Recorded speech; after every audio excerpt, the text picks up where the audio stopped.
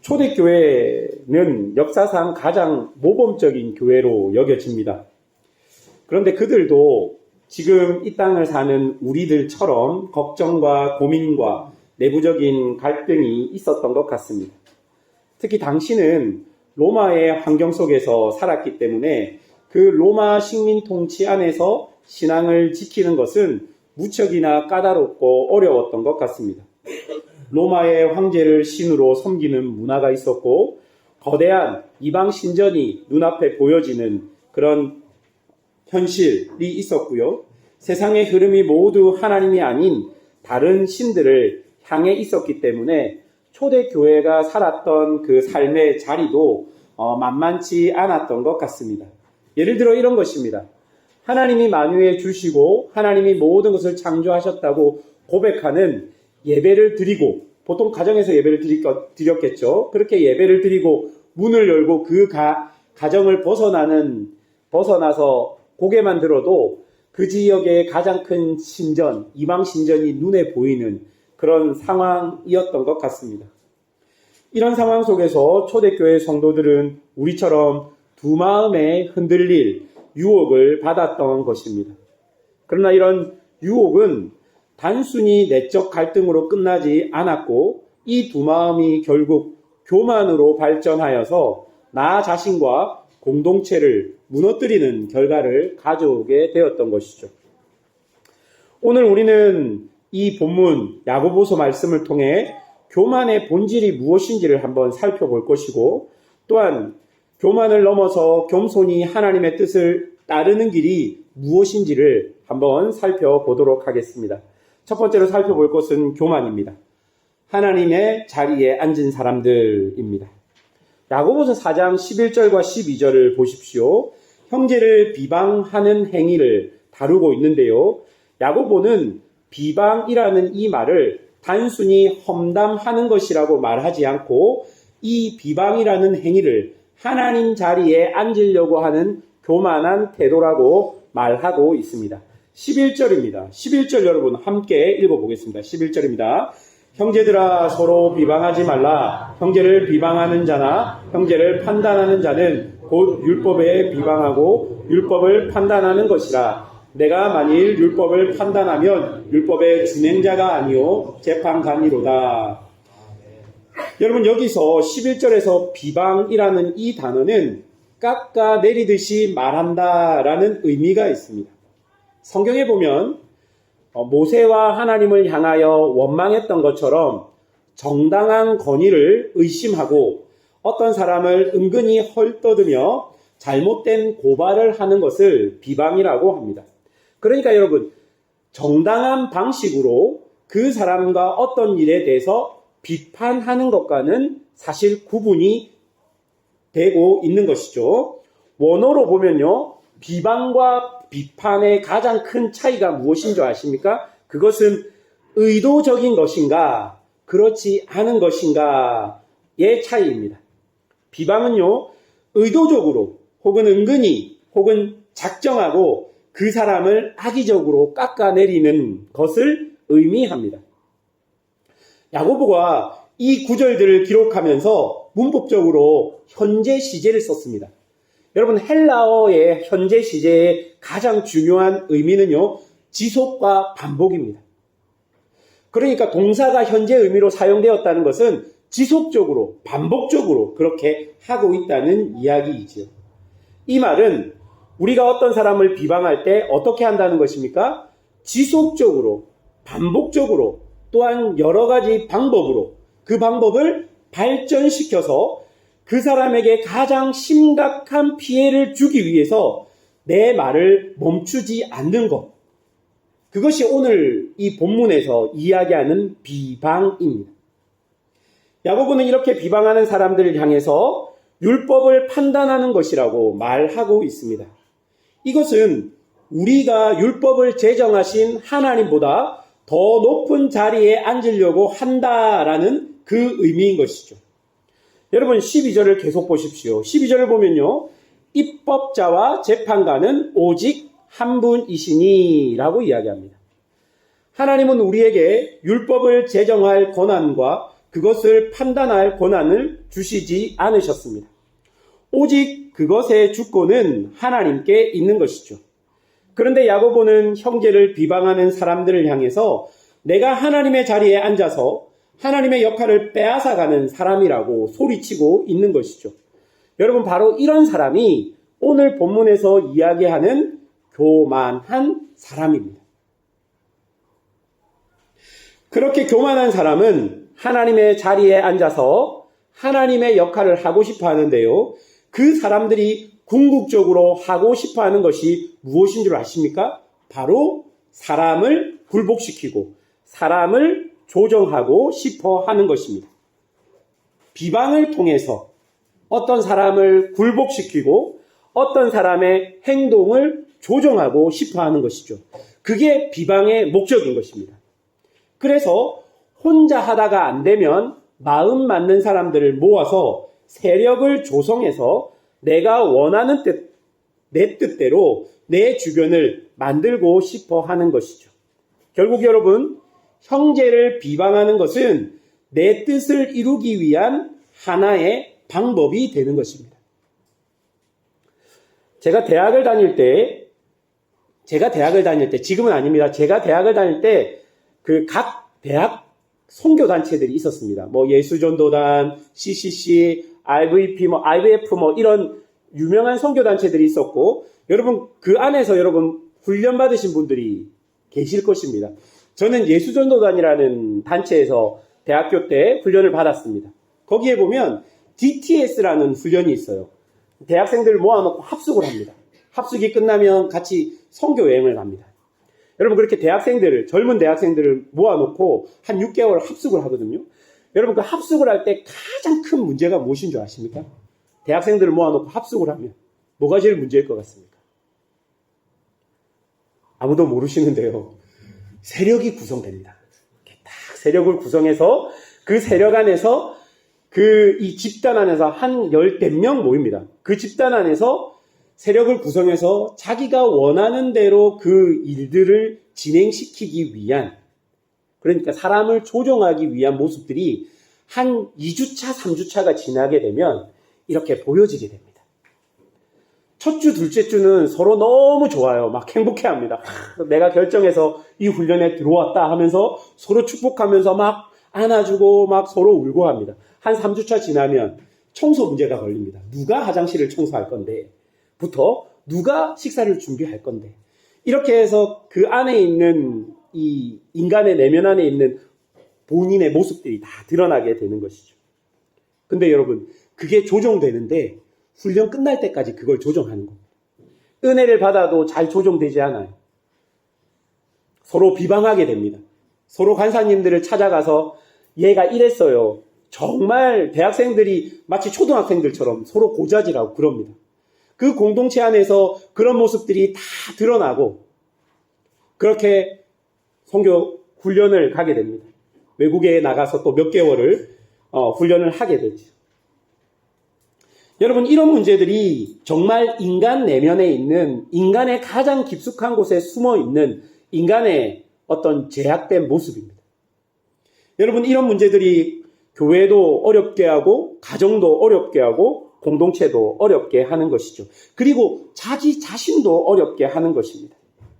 교만한 자들이 자신의 세력을 만들어서 서로가 서로를 비방하고 그것이 지속되고, 그리고 그런 방법들이 더욱 발전하게 되고 그런 일들이 반복적으로 일어나게 된다면 결국은 공동체는 분열되게 되는 것입니다. 두 번째로 오늘 본문이 이야기하는 교만의 또 다른 모습은 허탄한 자랑이라고 이야기합니다. 야고보서 4장 13절에서 16절을 보십시오. 세상의 방식에 따라 살아가는 교만한 자의 모습을 우리에게 보여주고 있습니다. 여러분, 13절에 등장하는 사람을 한번 보십시오. 이 사람은 매우 계획적인 사람이고 자신감이 넘치는 전략가 같은 사람입니다. 이 사람은 분명한 계획을 가지고 큰 돈을 벌었던 것 같습니다. 여러분, 여기까지는 하나도 잘못된 것이 없습니다. 여러분, 할 수만 있으시다면 여러분의 일과 사업에 탁월하여서 물질을 버는 것도 절대로 나쁜 일이 아닙니다. 하나님이 주신 달란트로 세상에서 일을 하며 물질을 많이 버는 것은 절대로 나쁜 일이 아닌 것이죠. 그러나 여러분, 오늘 본문에서 이야기하는 이 맥락은 무엇을 야고보가 고집어서 이야기하고 있냐면요.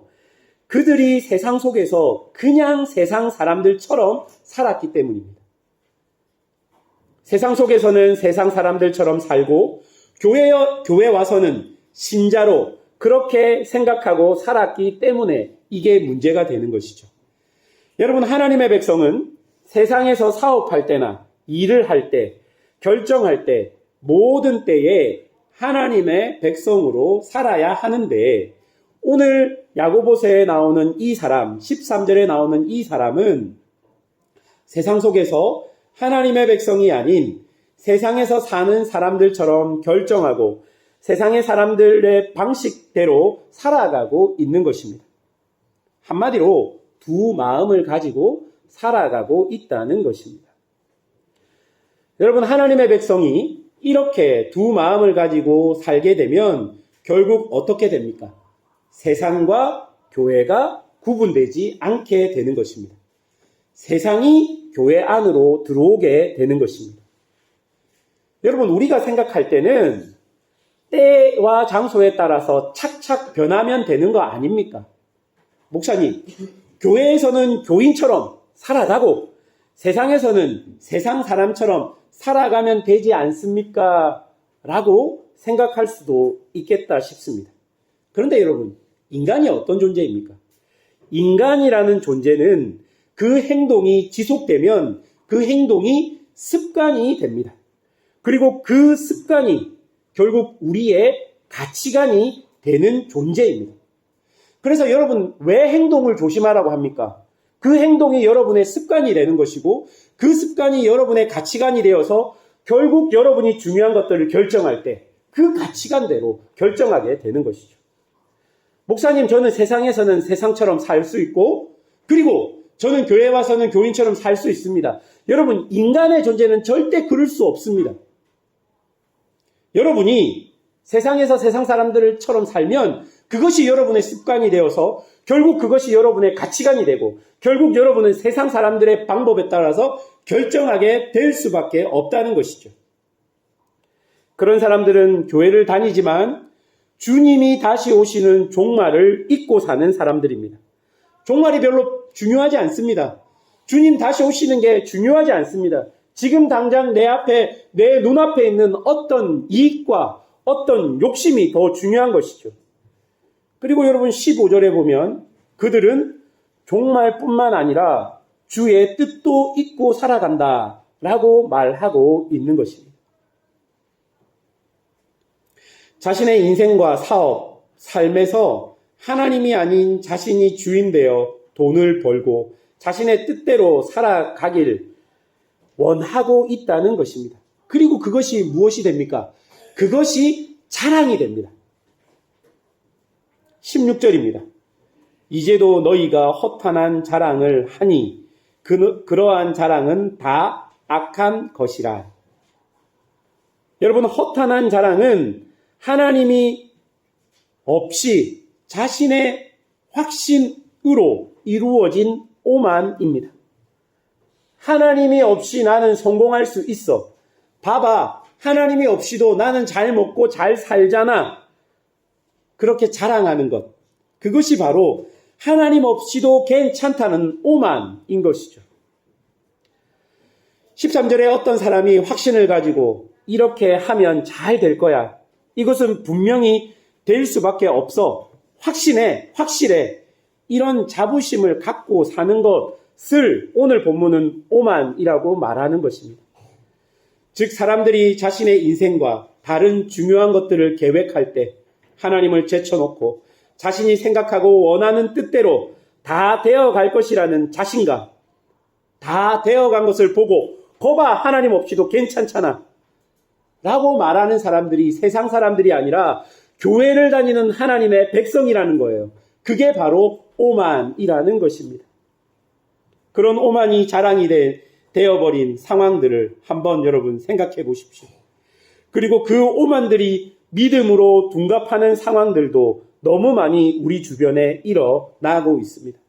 특히 자신의 뜻을 이루기 위해 교묘하게 나의 신앙을 도구화시키는 일들이 우리 주변 곳곳에 일어나고 있다는 것입니다. 여러분, 왜 이런 오만한 자랑이 문제가 되는 것인 줄 아십니까? 그런 오만한 자랑이 교인들을 통해서 교회 안으로 들어오게 되면 그 공동체의 분위기와 풍조들이 완전히 바뀌어져 버리게 되는 것이죠. 참된 신앙의 기준들이 바뀌어져 버리게 되는 것입니다. 교회가 가지고 있었던 가치관이 변경되고 바뀌어져 버리기 때문입니다. 여러분, 이것이 세상이 교회에 들어왔다는 강력한 교회를 향한 경고의 메시지가 되는 것입니다. 여러분, 한번 곰곰이 생각해 보십시오.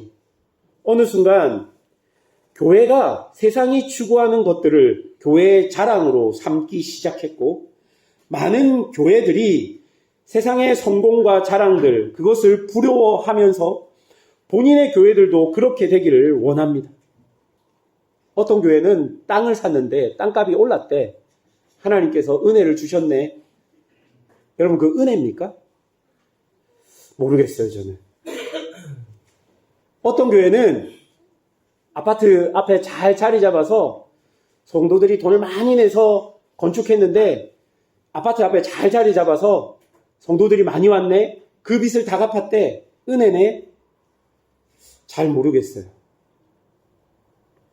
어떤 교회 가서 기도하면, 어떤 교회 수능 칠 때 그 교회 가서 기도하면 아이 수능 점수가 30점에서 50점이 오른대. 여러분, 제가 지금 없는 이야기 하는 것 같습니까? 한국 교회 안에서 통용되는 이야기들을 합니다. 얼마나 웃긴지 아십니까? 엿을, 예전에는 그 수능 그 고사장에 엿을 붙였잖아요. 요즘에는 엿을 들고 교회로 옵니다. 농담이 아니라 실제로 그렇습니다. 여러분, 제가 대구에 살 때 들었던 대구에서 가장 영험한 곳이 있습니다. 여러분, 어딘 줄 아십니까? 여러분, 모르시면 집사님 대구 분이시잖아요. 모르시면 대구 분 아니에요. 갓바위라는 곳이 있죠. 예. 거기에 올라가면 권사님 천천히 가요! 이런 얘기가 들린다고. 저희가 교회에서 권사님들끼리 그런 얘기를 합니다. 거기 가서 권사님이라 부르면 안 된다고. 여러분, 이게 우스갯소리 같은데 이게 사실 진짜 풍자 같지 않습니까? 이런 일들이 교회 안에서 왜 이것들이 통용되고 있는 이야기가 되었을까요? 세상의 허탄한 자랑이 빨리 해결해 주십시오. 네.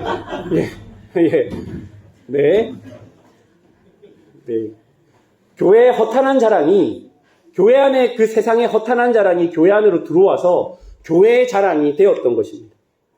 여러분, 해외 한인교회 이야기를 해드릴까요? 제가 해외 한인교회에서 사역을 그래도 10년 넘게 있었습니다. 제가 주로 부교육자로 있으면서 중고등부 아이들을 담당했습니다. 여러분, 입시가 끝나고 어느 집사님이 안 보입니다. 그래서 수소문을 합니다. 집사님 어디 갔대요? 그러면 여러분, 왜 안 나온지 아십니까? 아이가 원하는 대학을 가지 못해서, 죄송합니다, 부끄러워서 못 나온대요. 우리 교회는 그런 일이 없잖아요. 여러분, 그런 일이 실제로 있는 거예요. 여러분, 세상의 자랑이 교회의 자랑이 되었던 것이 바로 뭐라고 이야기합니까? 교만이라고 이야기합니다. 여러분, 지금 우리 교회 안에 함께 모여 이야기하면서 서로를 향해서 어떤 것이 자랑이 되어 버렸는지 한번 생각해 보십시오. 지금 우리는 진짜 그리스도께서 원하시는 길을 가고 있는지도 한번 곰곰이 생각해 보아야 합니다. 세 번째로, 이 교만을 이길 수 있는 길을 뭐라고 이야기합니까? 선을 행하는 것이라고 이야기합니다. 사랑하는 여러분, 제가 우스갯소리로 한 이야기 같지만 정말 댐이 터져버린 것 같은 그런 일들이 현재 교회 안에 많이 일어나고 있습니다. 마치 우리의 교만이 우리를 완전히 집어삼켜서 이것이 교만인지 아닌지 분별하지 못할 정도의 상황 속에 우리가 있는 것은 아닐지 한번 생각해 보아야 합니다. 이제 우리는 어떻게 하면 이 교만에서 벗어날 수 있을지, 어떻게 해야 주인 대신 하나님 자리에서 내려오고 허탄한 자랑에 빠지지 않을 수 있을지. 여러분 17절이 이렇게 이야기합니다. 17절 우리 함께 읽어보겠습니다. 17절입니다. 그러므로 사람이 선을 행할 줄 알고도 행하지 아니하면 죄니라. 여러분 17절에서 야고보가 진짜 하고 싶은 말은 선을 행하라는 말입니다.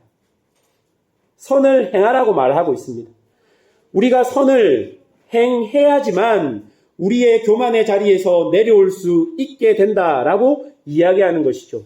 그러면 여러분 선이 무엇일까요? 성경이 말하는 선은 무엇일까요? 본문의 맥락을 따라서 보자면 12절에 입법자와 재판관은 오직 한 분 하나님인 것을 인정하는 것이 선이고, 14절에 우리는 종말을 통해 인간의 한계를 알고 그 종말의 주체가 되시는 하나님을 인정하는 것이 선이고, 15절에 내 뜻보다는 하나님의 뜻을 소중하게 생각하고 세상이든 교회에서든 나의 삶의 자리에서 그 현장에서 좁은 길이라 할지라도 묵묵히 그분의 길을 따라가는 것이 선이라고 이야기하고 있는 것입니다. 결국 선을 행한다는 것은 겸손히 하나님을 인정하며 그분의 길을 따라가는 삶을 오늘 본문은 선이라고 이야기합니다. 사랑하는 성도 여러분, 선을 행하십시오. 내가 하나님을 더 깊이 알므로 그분의 성품을 닮아가고 힘들더라도 그분이 원하시는 길로 꼭 가셔야 합니다. 포기하시면 안 됩니다. 이것이 어리석은 길이라고 생각하지 마시고 사단의 유혹에 빠지지 마십시오. 철저하게 주의 앞에서 자신을 낮추시고 주의 길을 걸어가십시오. 여러분, 혹자는 이 길이 무력한 길이 아닐까라고 생각합니다. 자신의 자존심을 버리고 나를 부인한다는 것이 무기력함이라고 생각합니다. 그런데 여러분 오해하지 마십시오. 내가 꺾어지고 내 자존심이 무너져도 포기하지 않고 그 좁은 길로 간다면 그것이 진짜 큰 용기라는 것입니다. 그로 인해서 우리는 변화된 나의 모습을 보게 될 것입니다. 그리스도의 강함과 그리스도의 은혜를 경험하게 될 것입니다. 여러분 기억하십시오. 우리 구주 예수 그리스도께서 어린 양이 되셔서 우리를 구원하셨습니다. 우리 구주 예수 그리스도께서 낮아지셔서 십자가에서 죽으셔서 우리를 구원하셨습니다. 그로 인해서 하나님은 그분을 만유의 주로 높여주셨습니다.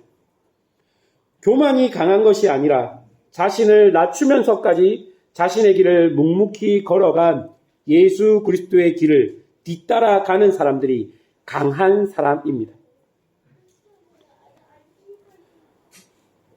어느 아이가 아버지한테 물어봤습니다. 아버지, 용기가 뭡니까? 물어봤을 때 아버지가 아이한테 손가락으로 들에 핀 꽃을 이렇게 가리켰다고 합니다. 여러분, 우리가 생각할 때 우리에게 용기는 용감하다라고 했을 때 우리는 마치 힘센 사람이 나쁜 악당들을 무찌르는 것이라고 생각할 수 있지만 그 아버지가 아이한테 해주고 싶은 교훈은 참된 교훈은 아무도 보지 않아도 자신에게 주어진 그 꽃을 피우는 사명을 감당하는 저 들에 핀 저 꽃이 정말로 용기야 라고 이야기했다고 합니다. 사랑하는 여러분, 정말 강한 것, 정말 용기 있는 것은 어떤 어려움이 와도 하나님이 나에게 주신 그 길을 포기하지 않고 걸어가는 것입니다. 악당을 무찌르는 것일 수 있겠지만 기독교의 용기는 그것이 아니라 하나님께서 하실 일들을 기대하며 나에게 주어진 길을 걸어가는 것, 그것이 용기인 것입니다. 사랑하는 성도 여러분, 교만은 나와 공동체를 무너뜨리는 가장 강력한 유혹입니다. 그러나 우리는 선을 행함으로 겸손히 하나님을 인정함으로 그 유혹을 이겨낼 수 있습니다. 오늘 우리의 자랑이 무엇입니까? 내가 이룬 성공은 무엇입니까? 나를 낮추고도 나를 구원하신 예수님을 기억하십시오. 교만이 아닌 겸손으로 하나님을 자랑하며 살아가십시오. 하나님의 뜻을 따르며 좁은 길을 끝까지 걸어가는 용기를 가지십시오. 그러면 그 길 끝에서 사랑하는 우리 주님께서 여러분을 맞이해 주실 것입니다. 함께 기도하겠습니다.